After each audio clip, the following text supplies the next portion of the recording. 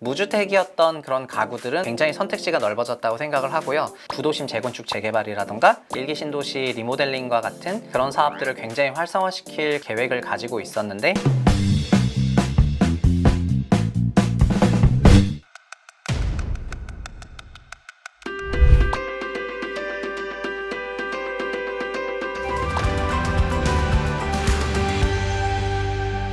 안녕하세요, 최장욱 대표님. 저희 채널에서 뵐 수 있게 돼서 반갑습니다. 국내 경제 상황이 불안한 모습입니다. 부동산 시장도 침체 국면이 이어지면서 혼란스러울 것 같은데요. 하지만 언젠가는 기회를 노릴 때가 올 것 같습니다. 지금 부동산 시장은 어떤 시점이라고 할 수 있을까요? 지금 부동산 시장을 한 줄로 요약을 하면은 2020년 이전으로 돌아가고 있는 그런 시장이라고 요약을 할 수가 있을 것 같습니다. 저희가 2020년과 2021년에 제로금리화로 대표되는 상당한 유동성 확대와 임대차법 개정을 통해서 전세 가격이 굉장히 큰 폭으로 상승을 하면서 매매 가격도 같이 밀려 올라가는 그런 장세가 펼쳐졌었는데 지금은 정반대가 일어나고 있거든요. 전세 가격 같은 경우에는 지난 1.5년간 굉장히 큰 폭으로 올라가다가 2022년 하반기부터는 역전세로 전환을 했고 그래서 2023년 말까지 약 1년 반 동안은 역전세 기조가 강화가 될 것 같고요. 구매력 역시 고금리로 인해서 상당히 위축이 되었기 때문에 매매 가격이 영향을 받아서 조금 하락 조정을 하고 있는데 이거를 전체적으로 요약을 하면은 코로나 기간에 있었던 그런 유동성 특수를 지금 시장이 다 과거로 회귀하는 그런 과정이라고 요약할 수가 있을 것 같네요. 최근 자금 시장이 타이트해지면서 부동산 개발 사업에 대한 부담이 나타나는 것 같습니다. 이런 상황이 장기화되면 혹시 미래의 주택 공급에도 차질이 생기는 것이 아닐까 일각에서는 걱정을 하고 있는데요. 이 부분은 어떻게 생각하시는지요? 말씀하신 대로 그 2008년에서 2012년이 요즘과 굉장히 비교가 많이 되는데요. 주택 가격이 굉장히 높게 형성이 되고 그로 인해서 수요자들의 구매력이 굉장히 위축이 되었을 때 미분양이 발생을 하는데 미분양이 발생을 하기 시작하면은 사업을 바로 멈출 수가 있는 게 아니라 관성으로 또 절차상으로 계속해서 진행해 오던 사업장들이 향후 한 1년에서 1년 반 동안 계속해서 분양을 쏟아내게 되고 수요는 이미 상당히 위축이 된 상태다 보니까 미분양이 늘어나는 걸 알면서도 분양을 하게 되면서 미분양이 점점 더 늘어나게 되거든요. 지금 이제 공급이 위축된다 이 얘기는 미분양이 한참 적체가 되고 정점을 찍은 다음에 공급이 위축된다는 걸로 좀 전환이 될 것 같고 안타깝지만 지금부터 한 약 1년간은 미분양이 좀 계속해서 늘어나는 그런 시기를 저희가 맞닥뜨릴 거라고 생각을 하고 있습니다. 그리고 정부에서는 이런 미분양 주택을 하는 사업자들이 위축이 되는 것을 방지하기 위해서 다양한 PF 지원 프로그램들을 발표를 했거든요. 그러니까 청약 절차 자체가 좀 수요자가 확대가 돼야 되다 보니까 11.6, 12.7 부동산 정책을 발표를 해서 청약도 가점제 100%를 추첨제로 전환하는 형태로 그리고 미분양 난 거에 대한 과거에는 그런 무순위 청약도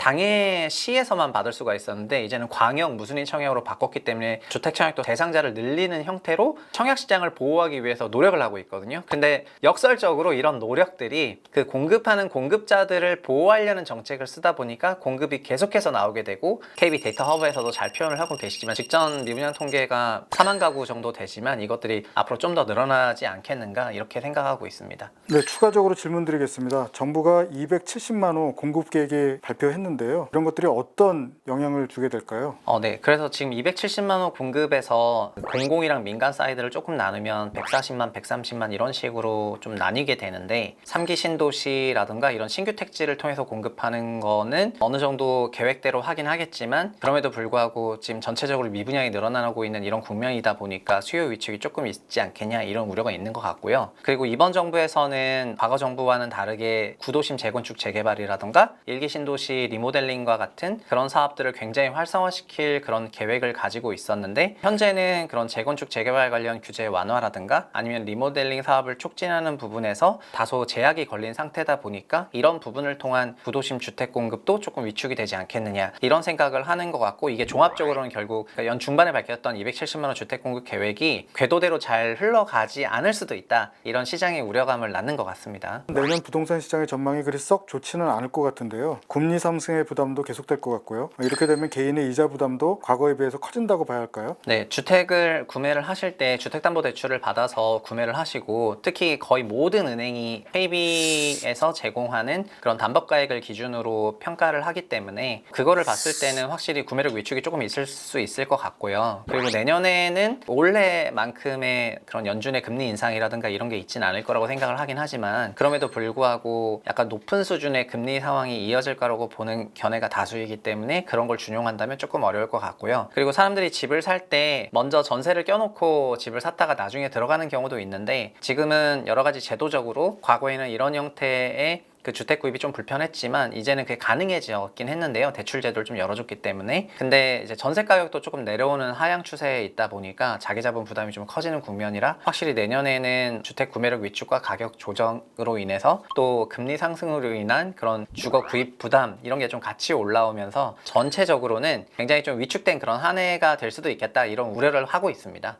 예, 주택 수요에 대해 구체적으로 질문을 좀 드리겠습니다. 올해 초반까지도 내 집 마련의 큰 축을 담당했던 2030 세대의 주택 매입 비중이 점점 감소하고 있는데요. 금리 인상 이후에 감소 추세가 강해진 것 같고, 저희 KB 주택 구매력 지수도 약세를 나타내고 있습니다. 2030 세대의 대응 자세, 유주택자와 무주택자 간에 어떻게 다를 수 있을지 좀 여쭤보겠습니다. 2030 세대들이 원래 서울시 기준으로만 보자면은 평균 30% 정도의 구매 비율을 차지하다가 2020년, 2021년에는 평균으로 40%가 넘는 그런 구매 비율로 올라왔기 때문에 시장의 주도 세력으로 평가를 받고 있는 그런 부분을 말씀하셨는데요. 사실은 2018년도에, 그러니까 2017 파리부동산 대책 발표하고 청약에서 도태가 되기 시작한 게 2030 세대들이 기존 주택을 적극적으로 매수하게 됐던 그런 계기가 되었다고 생각을 하고 있어서, 그래서 그때부터 가점제가 100%가 되다 보니까 가점이 40점을 넘기기 어려운 그런 2030 세대들은 어쩔 수 없이 기존 주택을 전세 끼고 사거나 대출 끼고 샀던 흐름이 2018년, 9년부터 본격화됐고 20년, 21년에 그게 거의 사상 최고 피크를 찍었다고 생각을 하거든요. 그래서 현재는 2030 세대 같은 경우에는 구매력이 조금 약한 편이기 때문에 지금의 이런 높은 수준의 주택 가격을 부담하기가 좀 어려워서 구매 비중이 굉장히 낮아졌다 생각하고요. 반대로 11.6 청약제도 개편해서 이제는 청약제도가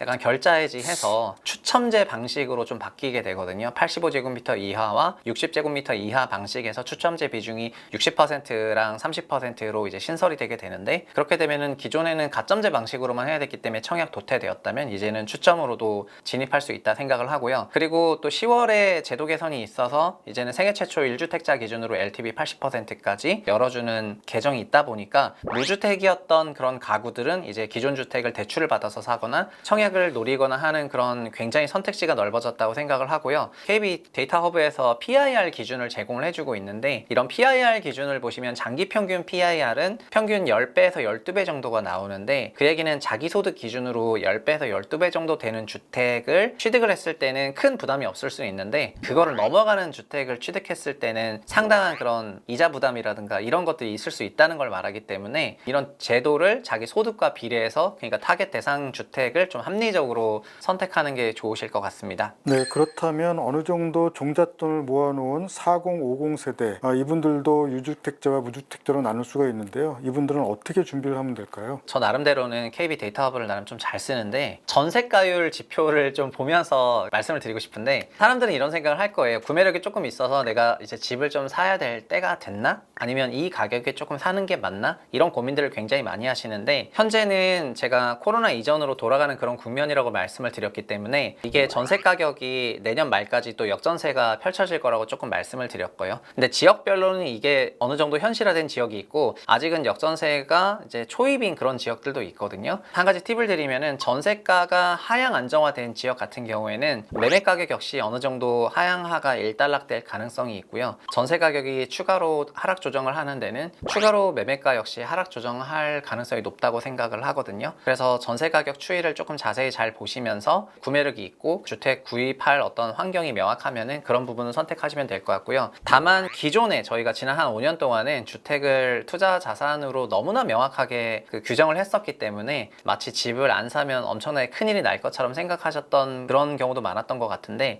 이제는 주택을 좀 주거 서비스로 생각하셔도 되는 그런 시기가 됐다고 생각을 하고, 그래서 너무 무리하게 막 소득의 12배가 넘는 그런 주택을 너무 무리하게 뭐 취득을 한다거나 이럴 필요는 전혀 없다고 생각을 해요. 그래서 결국은 자기 소득에 맞는 않는 그런 합리적인 의사 선택을 지금 분위기를 봤을 때는 내년에도 조금 위축될 가능성이 있으니까 그런 상황을 좀 잘 고려하시되 팁은 이제 전세가 추가 하향 여부가 결정하기 때문에 그런 걸 좀 잘 보시면은 되지 않을까 이렇게 제안드리고 싶습니다. 새 정부가 부동산 정책을 여러 번 냈는데요. 그러니까 큰 줄기에서 보자면은 규제 완화라고 설명을 할 수가 있을 것 같습니다. 대출 관련해서도 규제가 풀리는 거고 세금 관련해서도 규제가 풀리는 거기 때문에 실수요자들에게 주택담보대출을 받아서 주택을 구매하라는 그런 시그널을 준 거와 마찬가지입니다. 의도대로 되는지는 좀 더 지켜봐야 할 부분이라고 할 수 있을 것 같아요.